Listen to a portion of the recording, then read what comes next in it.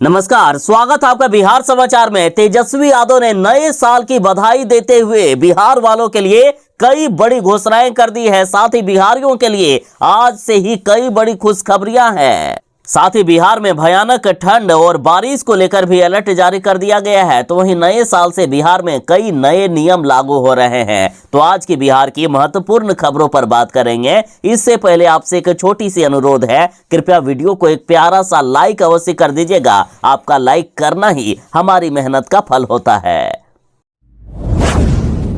बिहार के शिक्षक अभ्यर्थियों के लिए इस बार से कई बड़ी खुशखबरियां हैं। नया साल आपके लिए खुशियों की बहार लेकर आ रहा है। अब शिक्षक अभ्यर्थियों को बिहार में सरकारी नौकरी के लिए इंतजार नहीं करना होगा ज्यादा। देखिए, अब एसटीईटी की ही बात कर ले तो एसटीईटी अब साल में 2 बार लिया जाएगा, पहला मार्च में और दूसरा सितंबर में। पहला एसटीईटी 1 से लेकर 20 मार्च के बीच लिया जाएगा और दूसरा एसटीईटी 10 से लेकर 30 सितंबर के बीच लिया जाएगा। साथ ही शिक्षा विभाग के अपर मुख्य सचिव के पाठक ने बड़ी घोषणा कर दी है कि अब हर साल शिक्षकों के लिए 50,000 वैकेंसी आएगी।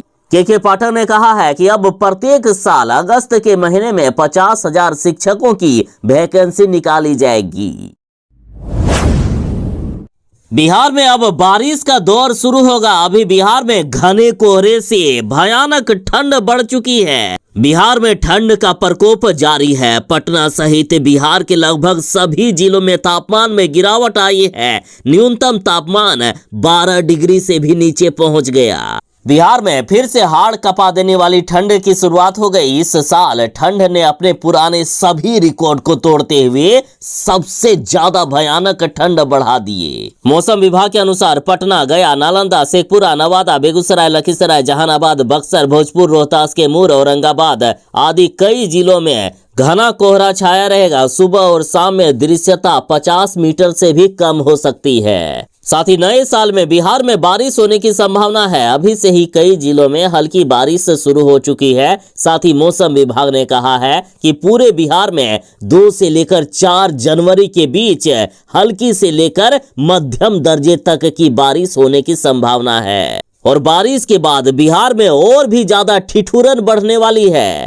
मौसम विभाग ने किसानों को खास तरीके से अलर्ट करते हुए कहा है कि किसान अपने फसल को सुरक्षित स्थान पर पहुंचा दे, वरना इस 3 से 4 दिनों तक लगातार होने वाली बारिश में आपकी फसल बर्बाद हो सकती है।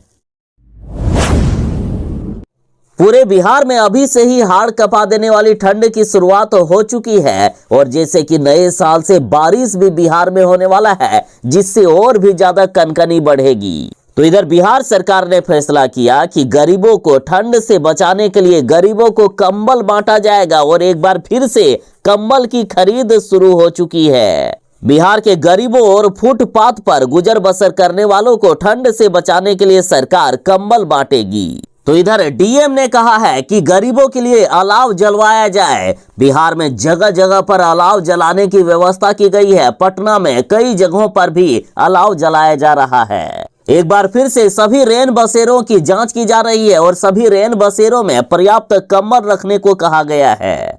ऐसे स्थानों पर अलाव जलाने के लिए कहा गया है जहां निर्धन एवं असहाय लोग रहते हैं। वहीं धर्मशाला, अस्पताल परिसर, रेन बसेरा, मुसाफिर खाना, रिक्शा व टमटम पड़ाव, चौराहा, रेलवे स्टेशन, बस स्टैंड व सार्वजनिक स्थलों पर अलाव जलाने की व्यवस्था करने के निर्देश दे दिए गए।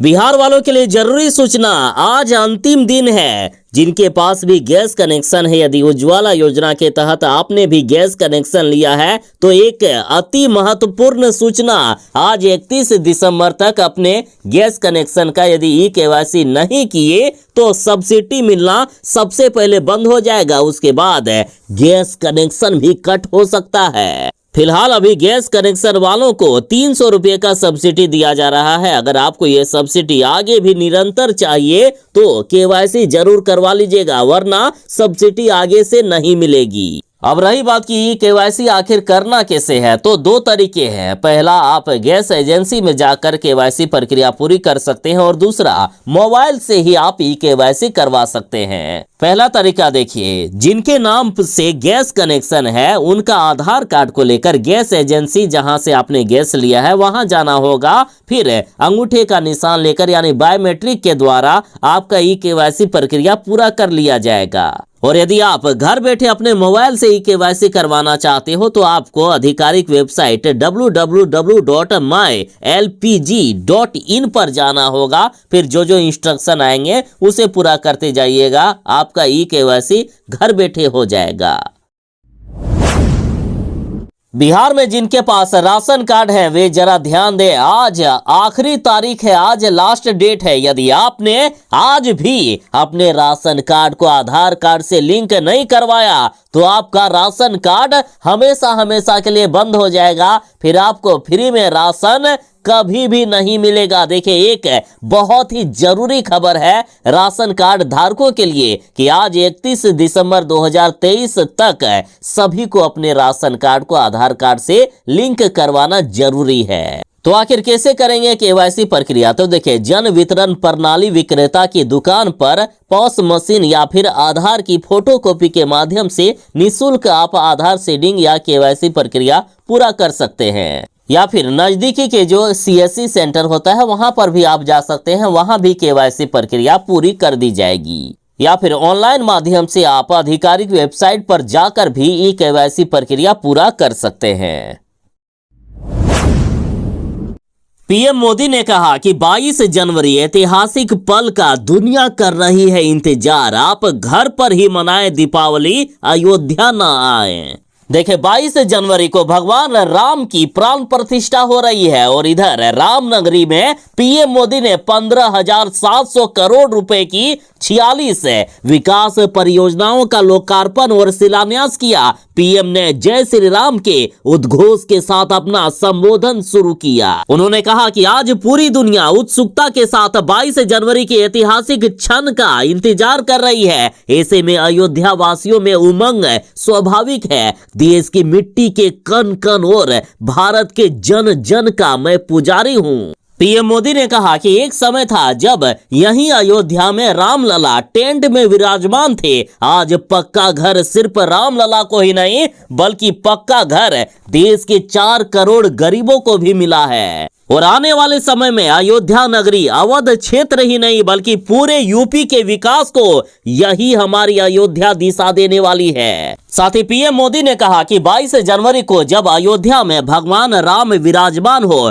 तो अपने घर में भी श्री राम ज्योति जलाएं, दिवाली मनाएं। 22 जनवरी की शाम पूरे हिंदुस्तान में जगमग जगमग होनी चाहिए। उन्होंने कहा कि सभी देशवासियों से एक करबद्ध प्रार्थना और भी है कि हर किसी की इच्छा है कि 22 जनवरी को होने वाले आयोजन का वह साक्षी बनने के लिए स्वयं अयोध्या आए। लेकिन आप भी जानते हैं कि हर किसी का आना संभव नहीं है। अयोध्या में सबका पहुंचना बहुत मुश्किल है और इसलिए सभी राम भक्तों को मेरा हाथ जोड़कर प्रणाम के साथ प्रार्थना है कि 22 जनवरी को एक बार विधि पूर्वक कार्यक्रम हो जाने के बाद 23 तारीख के बाद अपनी सुविधा के अनुसार वहां अयोध्या आए। अयोध्या आने का मन 22 जनवरी को ना बनाए। प्रभु राम जी को तकलीफ हो ऐसा हम भक्त कभी कर नहीं सकते हैं। प्रभु राम जी पधार रहे हैं, हम भी कुछ दिन इंतजार करें। 5050 वर्ष इंतजार किया है तो कुछ और दिन इंतजार कर सकते हैं ना। शिक्षा विभाग के अपर मुख्य सचिव के पाठक ने आदेश जारी किया है कि इन शिक्षकों की नहीं होगी काउंसलिंग। देखिए, जिन शिक्षक अभ्यर्थियों ने 6 महीने के भीतर अपना आधार कार्ड में अपना फोटो या नाम में किसी तरह का बदलाव किया है तो ऐसे शिक्षक अभ्यर्थियों की काउंसलिंग नहीं होगी। ऐसे अभ्यर्थियों के मामले संदिग्ध स्थिति में रखे जाएंगे। देखिए, बीपीएससी के दूसरे चरण में नियुक्त शिक्षक अभ्यर्थियों की काउंसलिंग 26 दिसंबर से ही शुरू हो गई है। लेकिन कुछ अभ्यर्थी ऐसे हैं जिनकी काउंसलिंग पर रोक लगा दी गई है। देखिए, कई ऐसे मामले सामने आए हैं कि कई अभ्यर्थी आधार कार्ड में अपना नाम या फोटो बदलकर विभाग को गुमराह कर रहे हैं। इसलिए जो सही तरीके से भी यदि आधार कार्ड को सुधरवाए हैं तो उनकी भी काउंसलिंग रोक दी गई है। और साथ ही जान लीजिए कि पहले चरण में जिन शिक्षक अभ्यर्थियों का अभी नियुक्ति हो गया है तो ऐसे 1 लाख से भी अधिक शिक्षकों का फिर से 15 जनवरी से रीवेरिफिकेशन होने वाला है। और इस दौरान सिर्फ अंगूठे के निशान और आधार कार्ड से जुड़ी जानकारी का सत्यापन किया जाएगा। और अभी फिलहाल दूसरे चरण के शिक्षक अभ्यर्थियों का वेरिफिकेशन हो रहा है तो इनका भी बाद में रीवेरिफिकेशन होगा और दूसरे चरण के शिक्षक अभ्यर्थियों का रीवेरिफिकेशन जनवरी के अंत में लिया जाएगा। बिहार में कई ऐसे राशन कार्ड हैं जो आधार कार्ड से लिंक नहीं हुए और उसे अब बंद किया जा रहा है। यदि पटना जिले की ही बात करें तो 6,33,000 ऐसे राशन कार्ड धारी हैं जिन्होंने अपने राशन कार्ड को आधार कार्ड से लिंक नहीं किया तो उन सभी के राशन कार्ड अब बंद किए जाएंगे। साथ ही 1.5 लाख राशन कार्ड अभी ही रद्द कर दिए गए हैं। अभी से ही 7500 क्विंटल अनाज का उठाव बंद हो चुका है। साथ ही वैसे सभी लोगों का राशन कार्ड बंद किया जाएगा जो 10,000 रुपया तक भी सरकारी नौकरी करते हैं। सरकार के इस कदम में मामूली सैलरी पर काम करने वाले संविदा कर्मी भी आ रहे हैं, इनका भी राशन कार्ड बंद हो रहा है। साथ ही नए साल से उन सभी का राशन कार्ड बंद कर दिया जाएगा जो शहरी या ग्रामीण क्षेत्र कहीं भी आते हो और यदि घर में 4 पहिया वाहन है या सरकारी नौकरी है या इनकम टैक्स देने वाले परिवार हो या फिर सिंचाई के एक उपकरण के साथ 2.5 एकड़ सिंचित भूमि हो या 5 एकड़ सिंचित भूमि हो या फिर कोई व्यावसायिक कर देने वाले परिवार हैं तो उन सभी का राशन कार्ड बंद कर दिया जाएगा। नए साल में यदि कोई इलेक्ट्रिक वाहन लेने के बारे में सोच रहे हैं तो आपके लिए बड़ी खबर है। बिहार में अब इलेक्ट्रिक वाहनों पर यदि आप खरीद करते हैं तो सरकार अनुदान की राशि देगी। देखिए, यदि कोई 2 पहिया इलेक्ट्रिक वाहन खरीदते हैं तो सामान्य जाति वालों को 5,000 रुपया का छूट मिलेगा तो वहीं अनुसूचित जाति एवं जनजाति वालों को यानी SC ST वालों को 7500 रुपये का छूट मिलेगा। वहीं मोटर वाहन टैक्स में भी 75% की छूट दी जाएगी। साथ ही 3 पहिया इलेक्ट्रिक वाहन यदि लेना चाहते हैं मतलब टोटो लेना चाहते हैं तो अगले 5 साल तक वाहनों के निबंधन यानी रजिस्ट्रेशन में 50% की छूट मिलेगी। साथ ही 20 से 25,000 रुपया आपको सरकार की तरफ से अनुदान भी मिल सकता है। तो वहीं कोई यदि 4 व्हीलर मतलब 4 पहिया इलेक्ट्रिक वाहन लेना चाहते हैं तो आपको सामान्य जाति वालों के लिए अधिकतम 1.25 लाख रुपए तक का छूट मिलेगा जबकि SC ST वालों के लिए 1.5 लाख रुपया तक का छूट दिया जाएगा। साथ ही मोटर वाहन टैक्स में 75% तक का छूट मिल सकता है। साथ ही यदि कोई हल्के या फिर भारी इलेक्ट्रिक मालवाहक वाहन लेना चाहते हैं तो वहां भी मोटर वाहन टैक्स में आपको छूट दिया जाएगा। बिहार में शराबबंदी कानून एक धांधली बनकर रह गई है, एक मजाक का जरिया बन गया है। कभी अगर पुलिस वाले भी शराब माफियाओं को पकड़ने जाते हैं तो उल्टा पुलिस वालों को ही शराब माफिया खदेड़ खदेड़ कर पीटने का काम करते हैं। तो कभी मास्टर साहब सरकारी स्कूल को ही बार बनाकर शराब पीते हुए नजर आते हैं तो कभी डॉक्टर साहब अस्पताल में ही शराब पार्टी करते हुए पकड़े जाते हैं। अब देखिए, सहरसा सदर अस्पताल से बड़ा मामला सामने आया है। हॉस्पिटल के गार्ड और स्टाफ के साथ डॉक्टर ने की शराब पार्टी। वीडियो वायरल होने के बाद उपाध्यक्ष ने मांगा स्पष्टीकरण।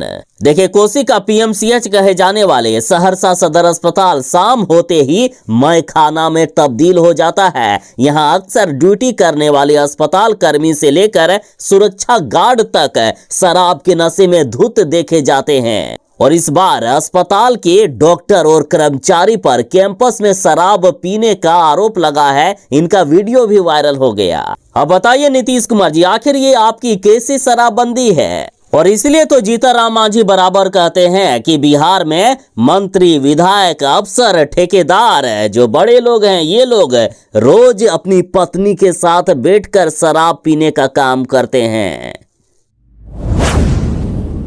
मुख्यमंत्री नीतीश कुमार का भाग्य मजबूत है। मुख्यमंत्री जी 2025 तक बने रहेंगे सीएम, लेकिन पीएम की संभावना नहीं है। चलिए आखिर आज जान ही लेते हैं कि आखिर क्या कहता है नीतीश कुमार जी के लिए ग्रह और नक्षत्र। देखिए, सीएम नीतीश कुमार को लेकर ज्योतिष आचार्य मनोज मिश्रा ने बड़ी भविष्यवाणी कर दी है। उन्होंने कहा कि नीतीश कुमार का प्रधानमंत्री बनने का कोई भी योग नहीं है, लेकिन 2025 तक वे सीएम बने रहेंगे। ज्योतिष आचार्य जी ने यह भी भविष्यवाणी की है कि नीतीश कुमार अभी कोई भी फैसला नहीं लेंगे, मतलब तेजस्वी यादव को मुख्यमंत्री नहीं बनाएंगे। 2025 तक सीएम पद पर ये बने रहेंगे और 2024 के लोकसभा चुनाव के बाद सीएम बड़ा फैसला ले सकते हैं। संभव है कि लालू प्रसाद यादव का ये साथ भी छोड़ सकते हैं। हालांकि नया साल में राहु उन्हें परेशान कर सकते हैं। पीएम या फिर इंडिया गठबंधन का संयोजक बनना नीतीश कुमार के भाग्य में नहीं है। ललन सिंह ने उन सभी मीडिया वालों को चेतावनी दी है जो ललन सिंह पर गलत बयान दे रहे हैं, जो ललन सिंह की छवि को धूमिल कर रहे हैं, जो ललन सिंह की बदनामी कर रहे हैं। देखिए, ललन सिंह ने कहा है कि पिछले करीब एक सप्ताह से हमारी पार्टी जनता दल यूनाइटेड और मेरे बारे में बहुत सारी भ्रामक और तथ्यहीन खबरें मीडिया के एक वर्ग के द्वारा लगातार चलाई गई। मेरे और माननीय मुख्यमंत्री श्री नीतीश कुमार जी के 37 साल के संबंधों पर भी प्रश्न चिन्ह लगाने की कोशिश हुई है। ऐसे तथ्यहीन खबरें चलाने वालों को मैं नहीं छोड़ूंगा। ऐसा करने वाले सभी संस्थाओं को कानूनी नोटिस दूंगा और मेरी छवि धूमिल करने के लिए उन पर मानहानि का मुकदमा करूंगा। तो मीडिया और न्यूज चैनल वाले जो ललन सिंह को बदनाम करने की कोशिश कर रहे थे, जरा सावधान हो जाइएगा।